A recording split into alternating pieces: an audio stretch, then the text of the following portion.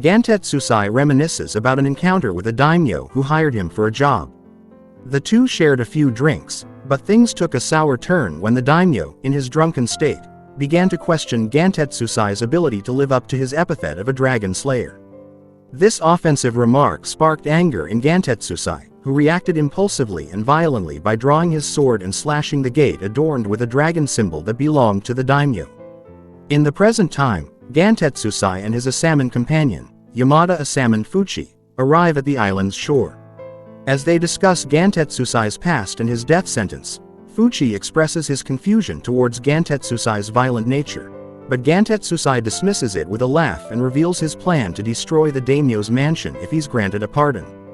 However, Gantetsusai's attempt to understand Fuchi's profession as a dissection expert leads to an unexpected clash. He asks Fuchi how he can still enjoy food despite working as a criminal beheader. Fuchi explains that the Yamada clan uses their knowledge of human anatomy to produce medicine. However, he perceives Gantetsusai's question as an insult to his clan's work and draws his sword towards Gantetsusai's face. Gantetsusai uses his sword to cut his restraints and warns Fuchi not to interfere with his mission. As they venture deeper into the forest, Gantetsusai shares his plan to eliminate the competition, allowing him to leisurely search for the elixir of life and engage in thrilling battles.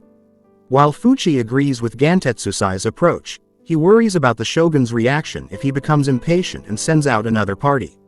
Suddenly, they come across man-made statues and spot a giant monster emerging from the distance, which piques Gantetsusai's interest. As Gabimaru battles a formidable fish monster, he orders Sagiri to stay out of harm's way, recalling a past lesson from the Iwagakure chief about avoiding unknown enemies.